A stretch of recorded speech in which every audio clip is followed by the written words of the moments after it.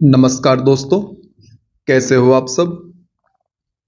इस वीडियो में हम चर्चा करेंगे परीक्षा धाम पब्लिकेशन की पुस्तक से राष्ट्रीय अनुसूचित जनजाति आयोग से संबंधित वस्तुनिष्ठ प्रश्नों को, जो आपके लिए एमपीपीएससी प्रीलिम्स एग्जाम की यूनिट 10 इकाई 10 में सहायक सिद्ध होने के साथ साथ उन तमाम एग्जाम्स में लाभकारी सिद्ध होगी जिनमें भी इन आयोग अर्थात राष्ट्रीय अनुसूचित जनजाति आयोग एवं मध्य प्रदेश राज्य अनुसूचित जनजाति आयोग से संबंधित प्रश्नों को पूछा जाता है। तो दोस्तों, हम शुरुआत करेंगे प्रश्न क्रमांक 1 से। किस संविधान संशोधन के माध्यम से राष्ट्रीय आयोग को पृथक कर राष्ट्रीय अनुसूचित जाति एवं राष्ट्रीय अनुसूचित जनजाति आयोग बनाए गए? दोस्तों, मैं आपको बताना चाहूँगा, हालांकि मैंने अनुसूचित जाति आयोग के संबंध में जब हमने चर्चा करी थी तब भी इस बारे में आपको बताया था। एक बार हम फिर से देख लेते हैं कि 2004 से पहले राष्ट्रीय अनुसूचित जाति आयोग एवं राष्ट्रीय अनुसूचित जनजाति आयोग अलग अलग निकाय नहीं थे, एक ही निकाय था जिसका नाम था राष्ट्रीय अनुसूचित जाति एवं जनजाति आयोग। तो दोस्तों, 89वें संविधान संशोधन कॉन्स्टिट्यूशनल अमेंडमेंट के द्वारा, जो कि 2003 में हुआ था, 2004 में इसको पृथक पृथक आयोग के रूप में बनाया गया। तो आपको ध्यान रखना है कि 89वें संविधान संशोधन के द्वारा राष्ट्रीय आयोग, जो कि पहले राष्ट्रीय अनुसूचित जाति एवं जनजाति आयोग के नाम से जाना जाता था, उसको विभाजित करके 2 आयोग बनाए गए। एक का नाम है राष्ट्रीय अनुसूचित जाति आयोग एवं अन्य का नाम है राष्ट्रीय अनुसूचित जनजाति आयोग। तो आपको ध्यान रखना है दोस्तों, 89वें संविधान संशोधन 2003 के माध्यम से वर्ष 2004 में इन आयोगों को पृथक पृथक बनाया गया। प्रश्न क्रमांक 2, राष्ट्रीय अनुसूचित जनजाति आयोग की स्थापना कब की गई? तो दोस्तों, राष्ट्रीय अनुसूचित जनजाति आयोग एवं राष्ट्रीय अनुसूचित जाति आयोग दोनों की स्थापना 19 फरवरी 2004 को की गई। ऑप्शन नंबर ए 19 फरवरी 2004 प्रश्न क्रमांक 2 का सही जवाब है। दोस्तों, इसका मुख्यालय या हेडक्वार्टर नई दिल्ली में स्थित है। यदि हम इसकी संरचना की बात करें तो दोस्तों, राष्ट्रीय अनुसूचित जनजाति आयोग में एक अध्यक्ष, एक उपाध्यक्ष व 3 अन्य सदस्य होते हैं, जिनका कार्यकाल 3 वर्ष का होता है दोस्तों, एवं इनकी नियुक्ति भारत के राष्ट्रपति के द्वारा की जाती है। तो आपको इतनी बातें राष्ट्रीय अनुसूचित जनजाति आयोग के बारे में ध्यान रखनी है, जिसकी स्थापना 19 फरवरी सन 2004 में हुई। प्रश्न क्रमांक 3, भारतीय संविधान के जिस अनुच्छेद से राष्ट्रीय अनुसूचित जनजाति आयोग का गठन किया गया वह कौन सा है? तो दोस्तों, हम सभी जानते हैं अनुच्छेद 338 का के तहत राष्ट्रीय अनुसूचित जनजाति आयोग का गठन किया गया। दोस्तों, इसी प्रकार से यदि हम चर्चा करें तो सबसे पहले हमें देखना चाहिए अनुच्छेद 338, इसके माध्यम से राष्ट्रीय अनुसूचित जाति आयोग का गठन किया गया।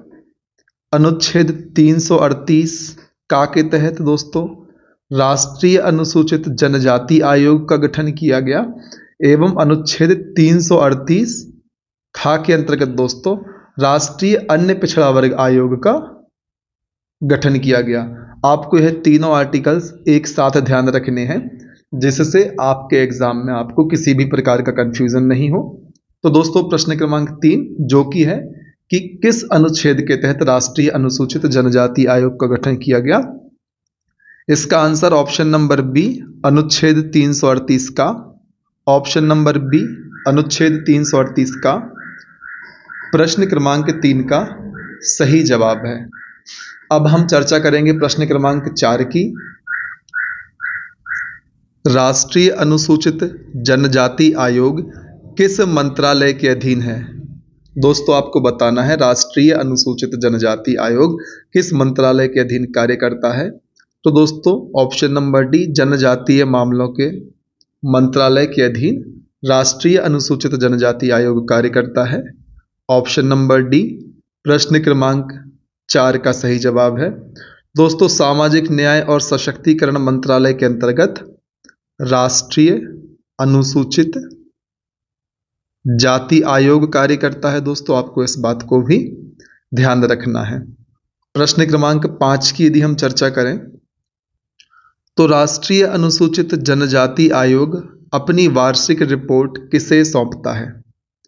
तो दोस्तों राष्ट्रीय अनुसूचित जाति आयोग, राष्ट्रीय अनुसूचित जनजाति आयोग, राष्ट्रीय अन्य पिछड़ा वर्ग आयोग, दोस्तों यह तीनों आयोग अपनी वार्षिक रिपोर्ट या प्रतिवेदन भारत के राष्ट्रपति को सौंपते हैं।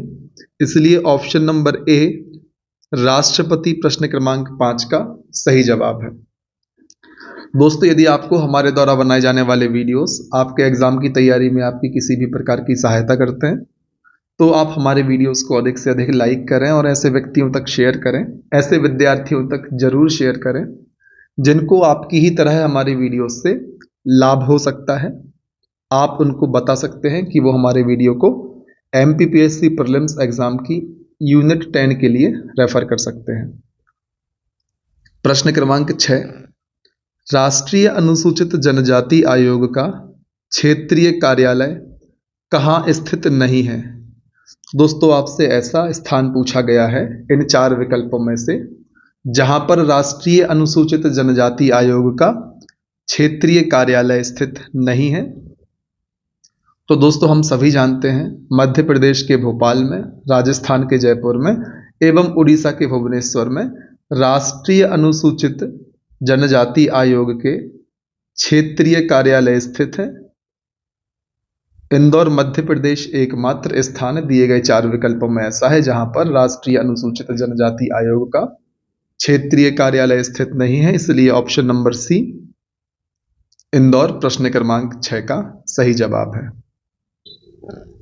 प्रश्न क्रमांक 7 अनुसूचित जनजाति आयोग के कार्य और कर्तव्य का वर्णन किस अनुच्छेद में है। अनुसूचित जनजाति आयोग के कार्य एवं कर्तव्य का वर्णन किस अनुच्छेद में है। तो दोस्तों हम यहां पर 2 आयोग की एक साथ चर्चा करते हैं कि राष्ट्रीय अनुसूचित जाति आयोग के कार्य एवं कर्तव्यों का वर्णन दोस्तों अनुच्छेद 338(5) में था। राष्ट्रीय अनुसूचित जनजाति आयोग के कार्य एवं कर्तव्यों का वर्णन अनुच्छेद 338 का 5 में है। आपको यह बात ध्यान रखनी है, एक जैसे अनुच्छेद हैं, आपको एग्जाम में किसी भी प्रकार का कंफ्यूजन ना हो, इसलिए हम इनको एक साथ पढ़ेंगे। तो दोस्तों प्रश्न क्रमांक 7 का आंसर ऑप्शन नंबर डी अनुच्छेद 338 का 5। इस बात को आप अवश्य रूप से ध्यान रखें। प्रश्न क्रमांक 8 की यदि हम चर्चा करें तो यह है राष्ट्रीय अनुसूचित जनजाति आयोग की प्रथम महिला अध्यक्ष कौन है। आपसे पूछा जा रहा है कि राष्ट्रीय अनुसूचित जनजाति आयोग की प्रथम महिला अध्यक्ष कौन है। तो दोस्तों हम सभी जानते हैं उर्मिला सिंह राष्ट्रीय अनुसूचित जनजाति आयोग की प्रथम महिला अध्यक्ष हैं। ऑप्शन नंबर ए प्रश्न क्रमांक 8 का सही जवाब है उर्मिला सिंह। प्रश्न क्रमांक 9 राजनीतिक क्षेत्र में अनुसूचित जनजाति को आरक्षण किस अनुच्छेद के तहत प्राप्त है। तो दोस्तों हम सभी जानते हैं अनुसूचित जनजातियों को राजनीतिक क्षेत्र में आरक्षण भारतीय संविधान के अनुच्छेद 330 के तहत प्रदान किया गया है। यहाँ पर इनको विधानसभा लोकसभा में सीटों के आरक्षण की व्यवस्था की गई है। आपको इस बात को भी ध्यान रखना है। प्रश्न क्रमांक 10, राष्ट्रीय अनुसूचित जनजाति आयोग के अध्यक्ष की नियुक्ति कौन करता है? तो दोस्तों हम सभी जानते हैं राष्ट्रीय अनुसूचित जनजाति आयोग के अध्यक्ष की नियुक्ति भारत के राष्ट्रपति के द्वारा की जाती है। दोस्तों हम यह बात भी जानते हैं कि जो व्यक्ति नियुक्ति करता है अमूमन त्याग पत्र भी उसी को दिया जाता है, तो यह त्याग पत्र भी राष्ट्रपति को देते हैं। और एक बात और दोस्तों, यह आयोग अपनी वार्षिक रिपोर्ट एवं प्रतिवेदन भी राष्ट्रपति को ही सौंपते हैं। अध्यक्ष के कार्यकाल की बात हम करें तो 3 वर्ष इनका कार्यकाल होता है। दोस्तों आयोग का मुख्यालय नई दिल्ली में स्थित है। इन सभी तथ्यों के बारे में हमने पूर्व में चर्चा की हुई है। अब हम बात करेंगे प्रश्न क्रमांक 11 की। राष्ट्रीय अनुसूचित जनजाति आयोग के अध्यक्ष को कौन सा दर्जा प्राप्त है? दोस्तों जिस प्रकार से हमने अनुसूचित जाति आयोग के राष्ट्रीय अनुसूचित जाति आयोग के अध्यक्ष, उपाध्यक्ष एवं सदस्य के दर्जे की बात करी थी, उसी तरीके से राष्ट्रीय अनुसूचित जाति आयोग के अध्यक्ष को भी कैबिनेट मंत्री का दर्जा प्राप्त है। दोस्तों ऑप्शन नंबर ए प्रश्न क्रमांक 11 का सही जवाब है। दोस्तों राज्य मंत्री का दर्जा इस आयोग के उपाध्यक्ष को प्राप्त है। आपको यह बात भी ध्यान रखनी है। क्वेश्चन नंबर 12, प्रश्न क्रमांक 12, राष्ट्रीय अनुसूचित जनजाति आयोग के उपाध्यक्ष को किसका दर्जा प्राप्त है? दोस्तों इसके पहले वाले प्रश्न में हम चर्चा कर चुके हैं। राष्ट्रीय अनुसूचित जनजाति आयोग के उपाध्यक्ष को राज्य मंत्री के स्तर का दर्जा प्राप्त होता है। ऑप्शन नंबर बी प्रश्न क्रमांक 12 का सही जवाब है। प्रश्न क्रमांक 13, राष्ट्रीय अनुसूचित जनजाति आयोग का अध्यक्ष होने के लिए कौन कौन सी शर्तें होनी चाहिए? तो दोस्तों प्रश्न क्रमांक 13 में पूछा गया है कि जो भी व्यक्ति अनुसूचित जनजाति आयोग का अध्यक्ष बनता है उसमें क्या क्या विशेषताएं होनी चाहिए या कौन कौन सी योग्यताएं होनी चाहिए। तो दोस्तों अनुसूचित जनजाति आयोग या राष्ट्रीय अनुसूचित जनजाति आयोग का अध्यक्ष बनने के लिए 2 कंडीशन अप्लाई होती हैं कि संबंधित व्यक्ति को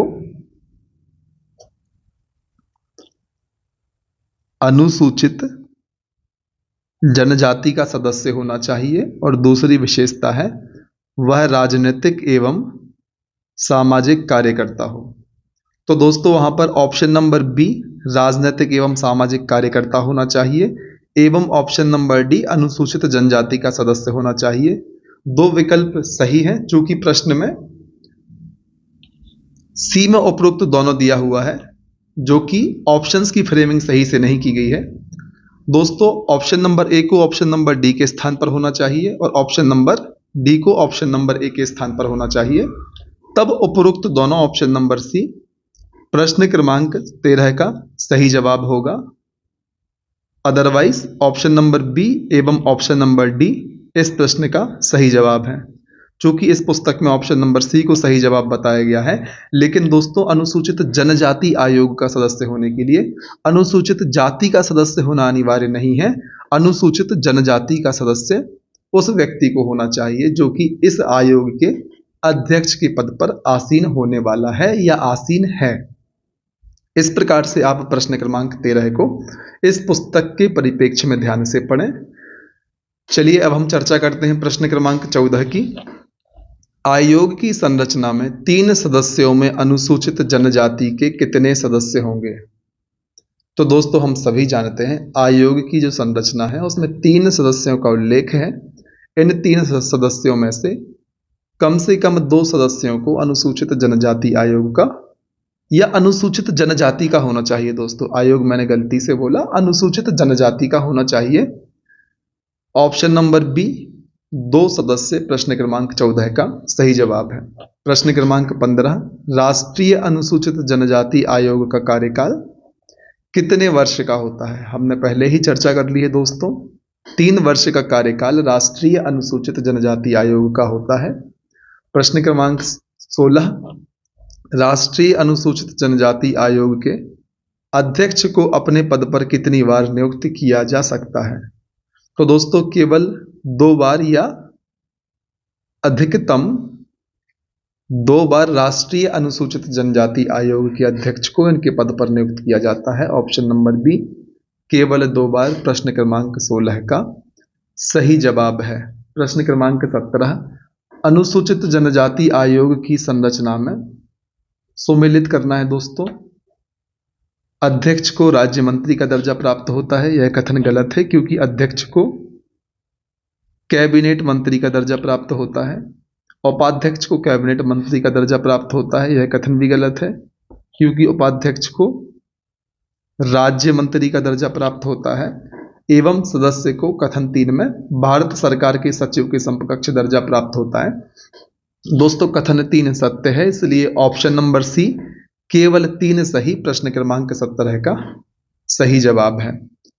यदि हम बात करें प्रश्न क्रमांक 18 की, तो वह है राष्ट्रीय अनुसूचित जनजाति आयोग की वार्षिक रिपोर्ट के बारे में कौन सा कथन सत्य नहीं है? तो दोस्तों यहां पर 4 कथन दिए गए हैं, ए बी सी डी। इनमें से 3 कथन सत्य हैं, 1 कथन असत्य है। आपको असत्य कथन का चयन करना है। चलिए शुरुआत करते हैं ऑप्शन नंबर ए से। आयोग अपनी वार्षिक रिपोर्ट राष्ट्रपति को सौंपते हैं, यह कथन सत्य है। राष्ट्रपति इस रिपोर्ट को संसद के दोनों सदन के समक्ष रखवाता है, दोस्तों यह कथन भी सत्य है। रिपोर्ट में दी गई सलाह मानने के लिए संसद बाध्य है, दोस्तों यह कथन गलत है क्योंकि आयोग द्वारा रिपोर्ट में दी गई सलाह मानने के लिए संसद बाध्य नहीं है दोस्तों। ऑप्शन नंबर डी सलाह ना मानने का कारण संसद को बताना आवश्यक है, यह कथन भी सही है। तो दोस्तों यहां पर आपको एक बात ध्यान रखनी है कि राष्ट्रीय अनुसूचित जनजाति आयोग जो भी सलाह संसद को देता है, संसद उस सलाह को मानने के लिए बाध्य नहीं है। सलाह ना मानने का कारण बस संसद को बताना आवश्यक है कि क्यों आयोग की सलाह को नहीं माना गया। और दोस्तों मैं आपको बता दूं, राष्ट्रीय अनुसूचित जनजाति आयोग अपनी वार्षिक रिपोर्ट या प्रतिवेदन राष्ट्रपति को सौंपते हैं। राष्ट्रपति इस रिपोर्ट को संसद के दोनों सदनों के समक्ष रखवाते हैं और संसद इस रिपोर्ट में दी गई सलाह को मानने के लिए बाध्य नहीं है, सिर्फ उसको कारण बताना होता है सलाह ना मानने का। तो दोस्तों जो कि इस प्रश्न में पूछा गया था असत्य कथन के बारे में, तो ऑप्शन नंबर सी असत्य कथन है जो कि प्रश्न क्रमांक 18 का सही जवाब है। प्रश्न क्रमांक 19, राष्ट्रीय अनुसूचित जनजाति आयोग के अध्यक्ष पद पर आसीन रहा है या रही है? आपको 4 विकल्प दिए गए हैं, आपको बताना है इनमें से कौन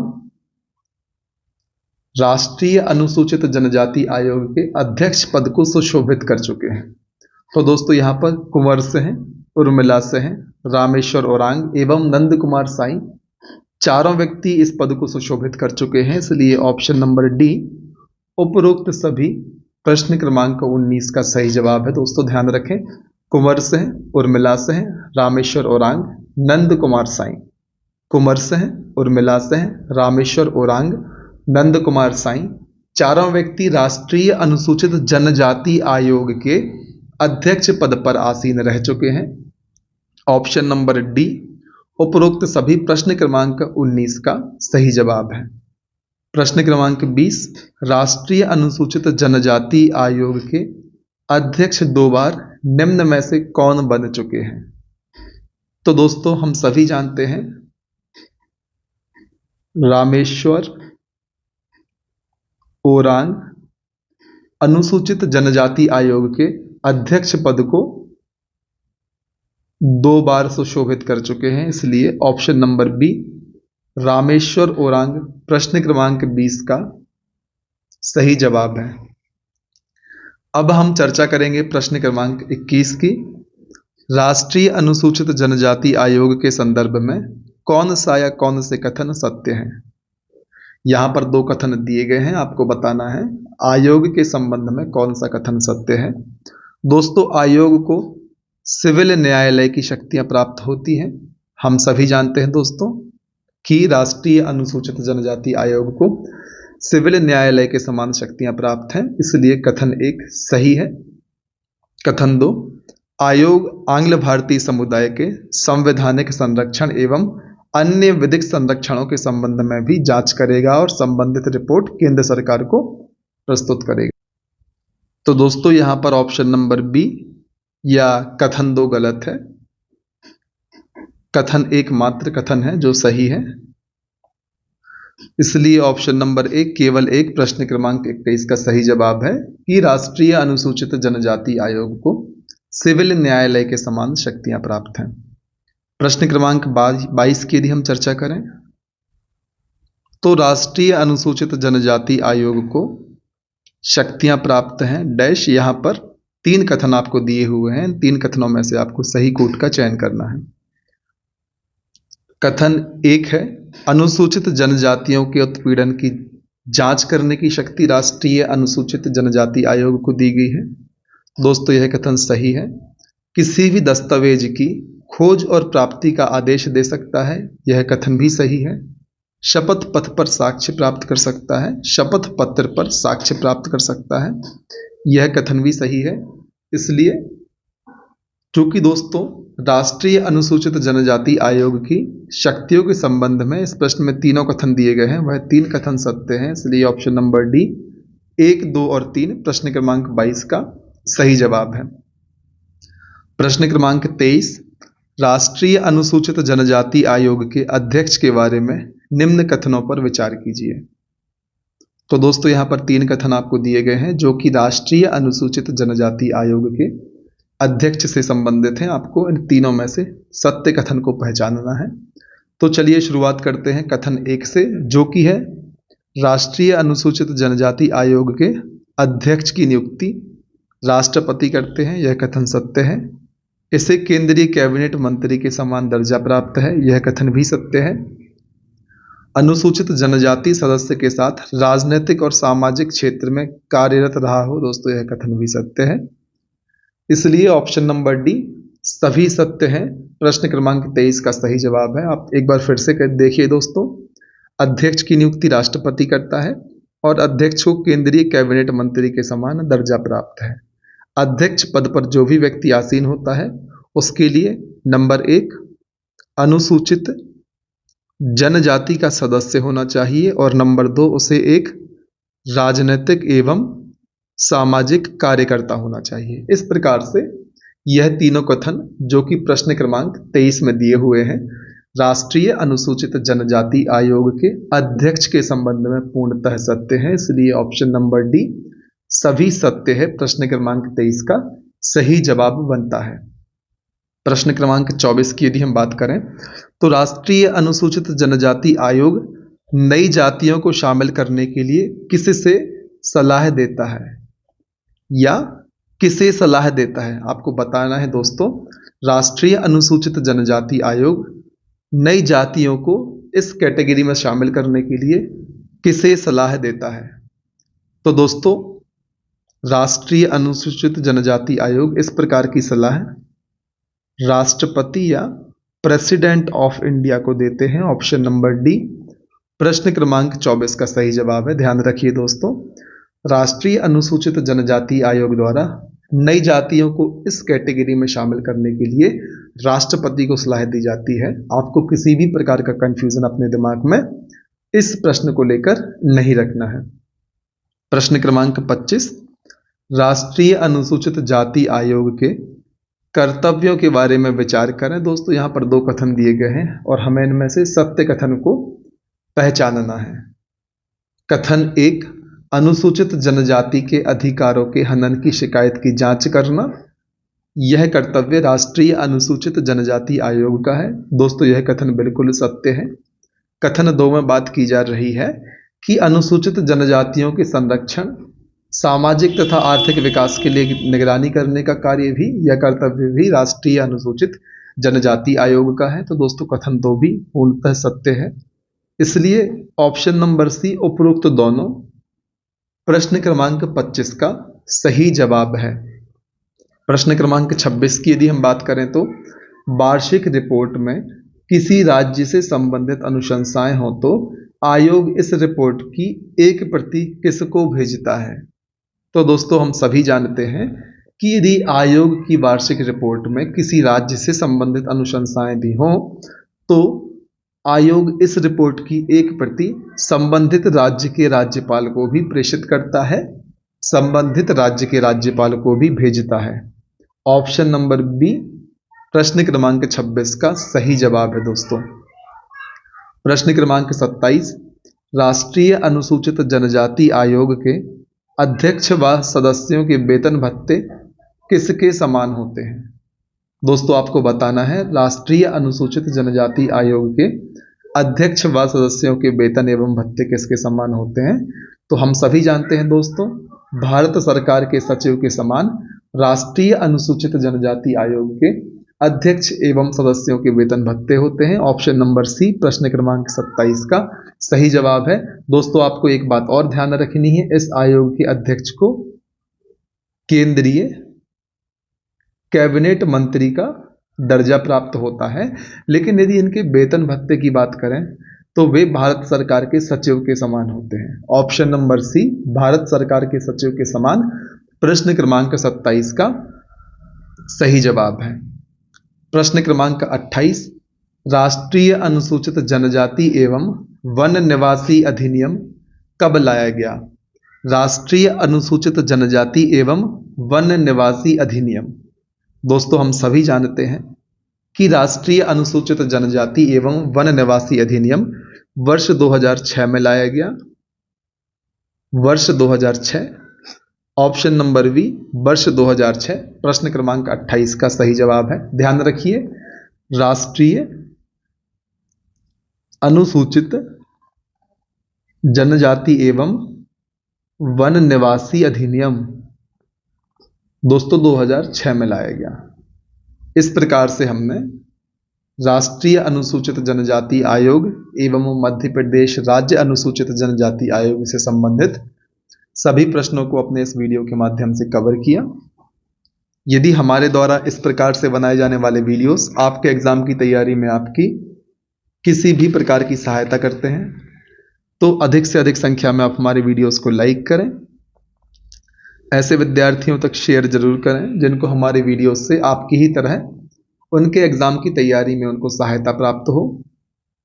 आप हमारे चैनल को सब्सक्राइब करें, साथ ही साथ बेल आइकन भी प्रेस करें ताकि आने वाले समय में जितने भी वीडियोस हम अपने इस चैनल पर अपलोड करते हैं उनके नोटिफिकेशन आपको तुरंत प्राप्त हो जाएं। दोस्तों डिस्क्रिप्शन बॉक्स में हमने अपने टेलीग्राम चैनल की लिंक आपको प्रोवाइड की हुई है। आप इस लिंक के माध्यम से हमारे टेलीग्राम चैनल से जुड़कर हमारी इस सुविधा का लाभ भी ले सकते हैं। साथ ही साथ यदि आप इस पुस्तक को भी परचेज करना चाहते हैं तो डिस्क्रिप्शन बॉक्स में हमने आपके लिए पुस्तक को परचेज करने के लिए भी एक लिंक प्रोवाइड की हुई है। आप इस लिंक के माध्यम से पुस्तक को भी परचेज कर सकते हैं। तो दोस्तों बने रहें हमारे साथ, लगातार मेहनत करते रहें। जल्द ही एमपीपीएससी प्रारंभिक परीक्षा 2022 का नोटिफिकेशन आपके सामने होने की संभावना है। लगातार मेहनत करते रहें, तब तक ना रुकें जब तक कि आपको आपकी मंजिल प्राप्त नहीं हो जाती। जय हिंद।